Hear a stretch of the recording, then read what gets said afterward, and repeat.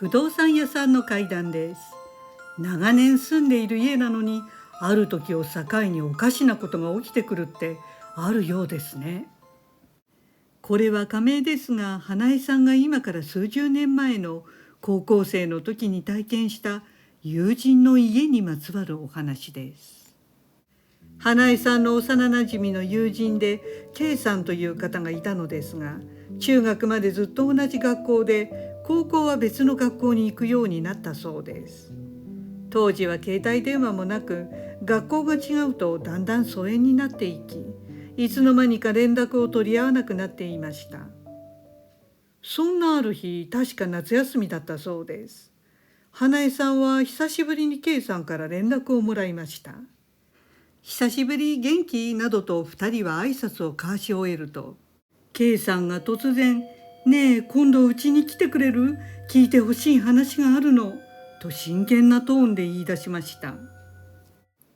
突然電話をしてきた理由はどうやら何かあるようで、花江さんはすぐに遊びに行くことにしました。花江さんは久しぶりに K さんの家の玄関の前に到着しました。何回も K さんの家には遊びに行っているので、よく知っている玄関先なのですが、その日初めて中に入るのが気が進まなかったそうです。家全体が以前より陰気に感じ、こんな雰囲気のする家だったっけと花江さんは少し不可解でした。それでも気を取り直して、ごめんくださいと言って玄関を開けると、重い空気が中からぶわっと押し寄せてきた感じがありました。花江さんはこういった感覚がすることはたまにあるそうなのですが、K さんの家では以前は一度もありませんでした。K さんが出てきたので、花江さんが足を一歩玄関に踏み込もうとしたのですが、なぜかおかしな圧迫感があり、足が動きませんでした。それでも K さんに促され、花江さんは何とかその不快な空気感にあがない家に上がったそうです。さて K さんの家は平屋の一軒家で5部屋か6部屋ありました。当然 K さんの部屋に行くのだろうと思ったのですが、なぜか花江さんは最初玄関に近い居間に通されました。すると玄関だけでなく、廊下もその居間も重苦しい空気でいっぱいでした。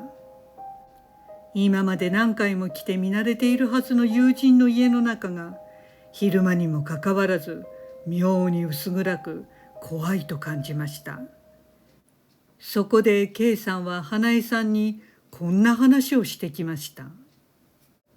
K さんはある夜から寝ていると突然金縛りに遭うようになりました。最初は単に疲れているからだと思ったそうです。でもそれからしばらくは毎晩同じくらいの時刻に金縛りが起きたそうです。K さんのベッドは壁側に寄せているのですが、そんなある夜、また金縛りに遭うと、突然その壁からニューッと腕が出てきて、K さんはつかまれ、壁の中に引き込まれそうになりました。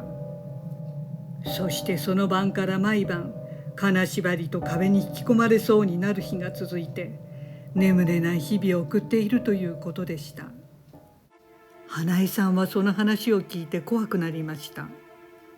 もともと心霊とか信じない K さんがそんなことを言い出したからでした。また彼女は作り話をする人でもありませんでした。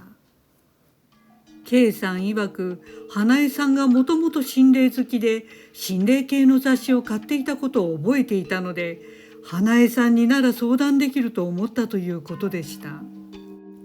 花江さんは特に霊感があるわけでもなく、霊能者なわけでもないので、少し戸惑ってしまいました。でもそれを話す K さんの顔はひどく青白く生気がなく、確かに心配になりました。そしてこの話を終えてから K さんの部屋の方に2人が移動したのですが、その時真向かいの仏間の襖が開いていて、中が見えたんだそうです。すると花江さんにはその仏間の中に黒い人影が見えました。その性別は分かりませんでしたが、生きている人間ではないと分かったそうです。でも余計怖がらせてはいけないと思い、その黒い人影のことは花江さんは K さんには黙っていました。さて花江さんは何とかしてあげなくてはと思いました。そしてそうだと思いつきました。その花江さんが購読している心霊系の雑誌の付録にお札がついていたのを思い出し、K さんにそれを枕元に置いてみてはと勧めたそうです。付録のお札ですからただの気休めでどれくらい効力があるかは全く分かりませんでした。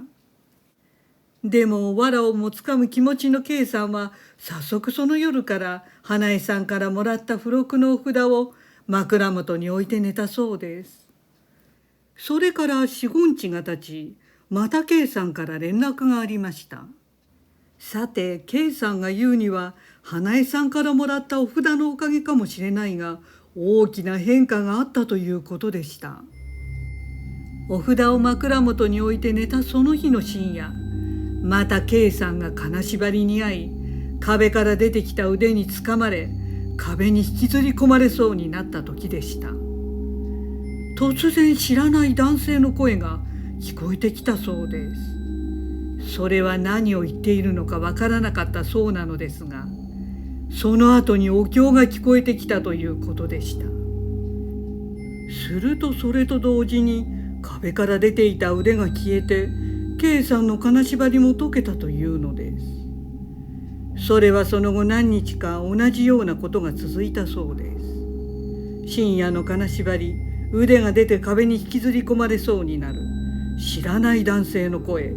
最後にお経の声と続き、それと同時に腕も金縛りもなくなるというパターンでした。そしてついに昨晩、何事も起こらなくなったそうです。K さんは花江さんの付録のお札のおかげだと信じきっていました。でも花江さんはあのお札は関係ないと思いました。K さんを訪ねた日に仏間で見た黒い人影は彼女のご先祖様か守護霊だと思うので、知らない男性の声というのはその方だったのではと思うそうです。黒い人影の正体は不明ですが、ご先祖様か何かが K さんと K さんの家を守ってくれたので、付録のお札は名実ともにおまけだったのかもしれませんね。ですから守りの一助にはなっていたのではとも思います。その後 K さんの家を覆っていた位や圧迫感は消えていたということでした。ご視聴ありがとうございました。よろしければチャンネル登録といいねボタンをお願いします。